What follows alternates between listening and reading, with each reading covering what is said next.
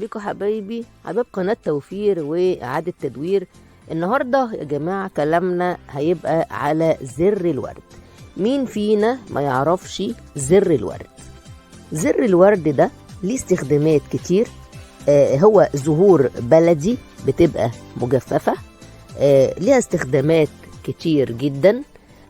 هبتدي النهاردة أتكلم معاكم على زر الورد. تعالوا نشوف احنا ازاي بنجيبها منين وبستخدمها في ايه، ويعني يا ترى هي مهمة ليه ومفيدة بالنسبة لنا. يلا بينا نبدأ.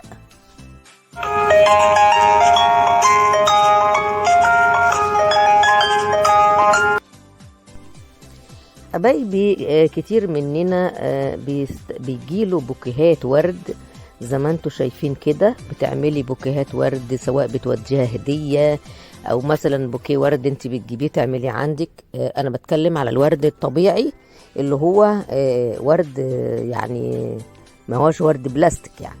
فطبعا الناس كتير قوي بتحتفظ بالبوكيهات الجميلة دي. انا جايبه لك برضو لقطات كده من طريقة عملها.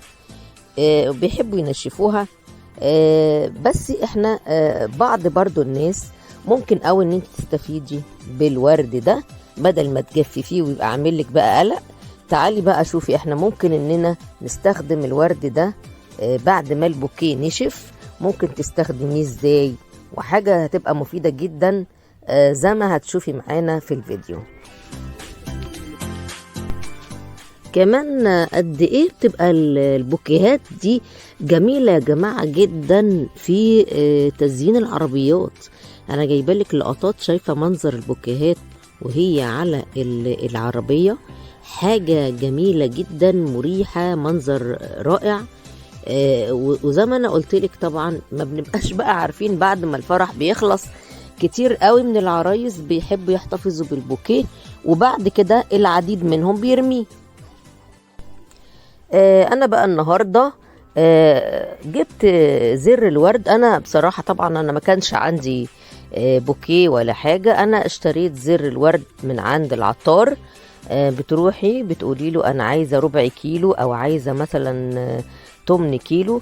هو بيبقى كتير لانه بيوزن، يعني هو قصدي ما بيوزنش انه بيبقى خفيف. طبعا انا ببتدي اجيبه علشان استخدمه في البهارات. انا كنت عملت فيديو قبل كده لموضوع الاستخدام في البهارات، هسيب لك دلوقتي لقطات منه هتشوف الفيديو انا عملته ازاي، واسيب لك الرابط بتاعه تحت صندوق الوصف او في صندوق الوصف بتاع الفيديو اللي احنا فيه ده علشان تشوفوا انا استخدمت ايه كمان مع زر الورد. اول حاجة هعملها فيه هعمل ايه؟ هبتدي اخد انقيه، هطلع الجزء الاخضر اللي هو بيبقى ايه الكأس بتاع الزهرة من الايه الورق الاحمر بتاعها. اول حاجة دي هعملها، وبعد كده ادخل بقى على عملية الايه ان انا اعمله في الكبة. اهو بصوا كده، دي منظر الوردة زي ما انت شايفة كده، الوردة المجففة دي منظر كده الوردة المجففة اهي. دي احنا هنستغلها النهاردة في عمل التوابل. طبعا المرحلة بقى بتاعت التنقية دي بتجيبي حبة يعني كويسين زي ما انت عايزة، وزي ما قلت تبدأي تطلعي الاخضر منه وتشتغلي على الورق الاحمر بس. انقي بقى انا الكمية دي، اهم حاجة تتنقى تبقى نضيفة وتبدأي تشتغلي بيها مع بقية التوابل بتاعتك. هتضيفي براحتك زي ما انت شايفة كده. كل التوابل اهي قدامك هنا زي ما انت شايفاني كده. كل التوابل اللي قدامك دي اللي مش مطحون هخش اطحنه وهنعمل ايه، واللي مطحون خلاص هبتدي اقلب. اول حاجة هنبتدي نشوف كل الحاجات اللي كانت عندنا اللي هي مش مطحونة هبتدي اطحنها. هنا انا طحنة الفلفل الاسمر وطحنة الكزبرة وطحنة القرفة. لو هي عندك عيدان هتبتدي ان انت تطحنيها.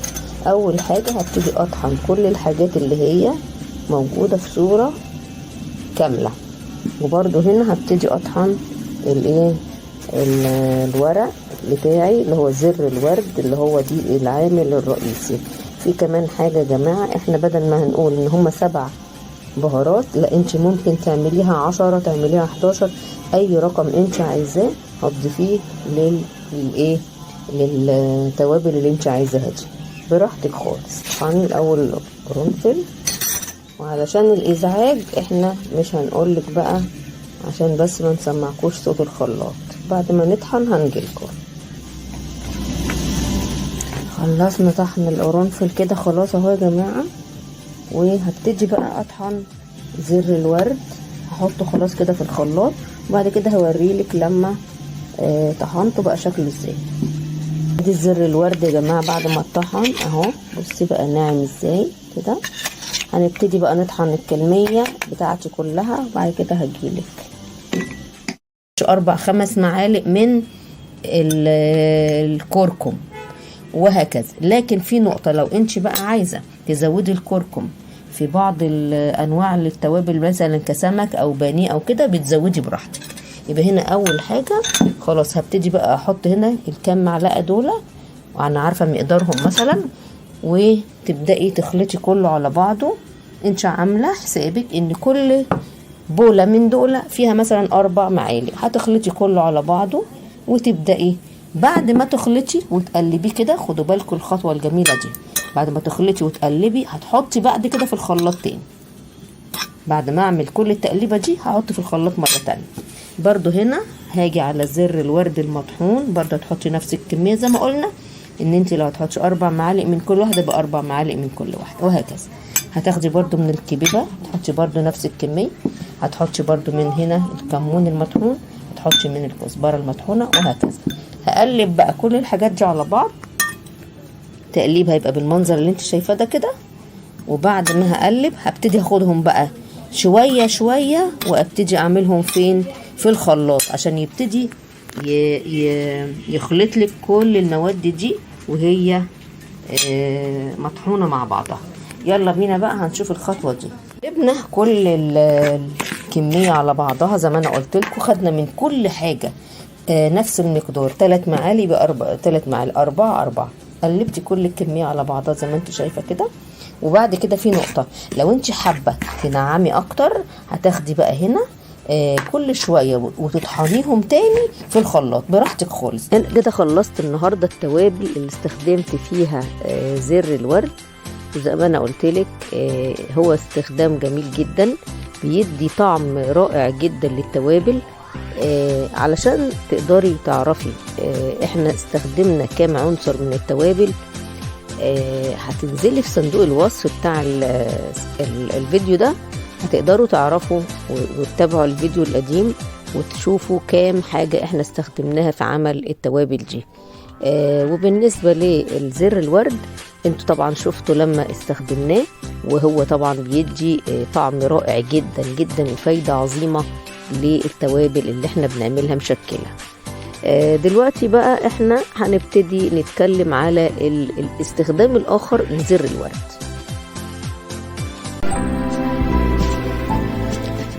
دلوقتي وبعد ما شفنا الجمال اللي احنا استخدمنا زر الورد في عمايل التوابل الجميلة، وجايلك رمضان هتعملي التوابل دي، متنسيش تتفرجي بقى على الفيديو زي ما انا قلتلك عشان تعملي التوابل. دلوقتي هتشوفي معايا استخدامات اخرى لزر الورد، استخدامات هامة جدا جدا. يا ريت ما تفوتوش لحظة من الفيديو وتخليكم معايا علشان تشوفوا احنا هنعمل منه ايه تاني.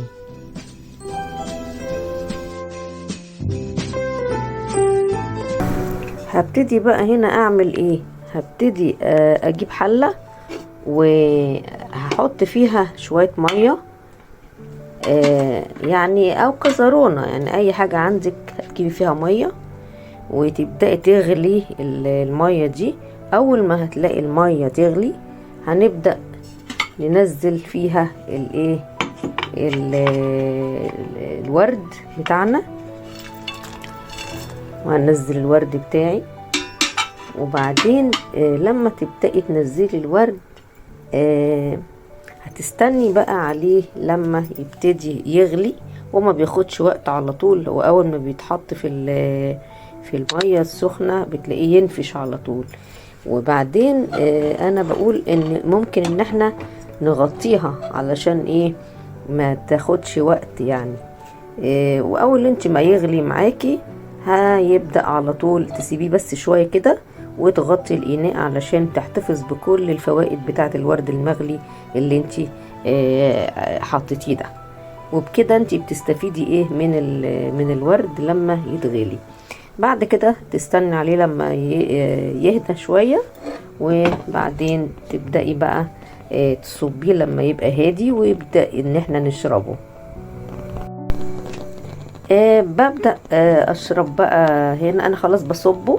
وبعدين كمان انتوا متاح قوي لأي حد يعني ممكن يشرب منه مرة مرتين، ممكن تحطيه على شاي، مش شرط ان انت تشربيه لوحده كده. ده لو في مثلا واحد عنده أرق، لو مش عارف ينام، او مثلا حد معدته تعباه ممكن يشرب الايه اللي هو الشاي الورد ده، بيبقى جميل جدا. هو يمكن كمان في تركيا بيبقوا طحنين وبيقولوا عليه شاي زهور. دلوقتي بقى احنا ممكن قوي انه نبتدي نشربه، بدل ما نشربه عادي من غير اضافة. لا، انت ممكن ان انت تضيفي ليه معلقة من عسل النحل وتقلبيه عليه. دي بتديله طبعا قيمة غذائية اعلى من اللي هو فيه. ده بالنسبة للناس اللي هي ممكن تتقبله بالعسل، لكن انت ممكن عادي خالص تشربيه من غير عسل ولا حاجة. كمان هو زي ما قلنا انه بالنسبة للناس اللي لما يكون واحد عنده مثلا الضغط بتاعه بيبقى عالي، عادي ممكن ان انت تشرب وتحط معاه معلقة عسل. لو انت بقى ضغطك منخفض وطبعا مش ميال قوي للحاجات السكرية، يبقى بنشربه عادي، لان هو فعلا المذاق بتاعه ممكن ان احنا نشربه من غير ما نحط له معلقة عسل ولا حاجة. ممكن بقى كمان ان انت تستخدميه للوجه استخدام بقى اخر هقولك عليه كغسول. احنا طول عمرنا بنجيب مية ورد بتبقى بتتباع عند العطار وبنعمل بيها البشرة بتاعتنا. لا، انت ممكن تبقى الورد البلدي ده تاخدي المنقوع بتاعه، بس هتعمليه من غير اضافة العسل النحل. خلينا نستخدمه كمادة كده خام من غير ما نضيف له عسل نحل ولا حاجة، وتبدأي تعملي غسول للوجه. بصراحة هيديكي نتائج مذهلة، هتجربيه بنفسك. وانا عمري ما قلت على حاجة وكانت الحاجة دي مش مظبوطة، لازم بكون جربتها الاول بعد كده اقولها لكم. انا هعيد عليكي الموضوع بتاع الاستفادة سريعا كده. احنا زي ما قلنا بنستخدمه كشاي للتهدئة، او لو انا عندي ارق بستخدمه لو انا معدتي تعبانة. برضو بنستخدمه لو القولون عندنا تعبان، ده بيبقى جميل جدا جدا بالنسبة لموضوع القولون. وزي ما قلت من شوية هو بالنسبة للوجه كغسول. الحاجة بقى الظريفة جدا اللي انتوا ما كنتوش تعرفوها هي ان انت لو خدتي المية الغالية بتاعة الورد ده وغسلتي بيه شعرك بعد ما تغسليه بالشامبو وكل حاجة، اسأليني بعد كده وهتقولي لي في الكومنتات على الجمال وعلى التأثير الجميل جدا بالنسبة للشعر. بتمنى الفيديو يكون عجبكم النهاردة، واستنى آرائكم الجميلة في التعليقات، وأوعدكم إن شاء الله بفيديوهات قادمة كلها مفيدة بإذن الله. وإلى اللقاء. باي باي باي باي.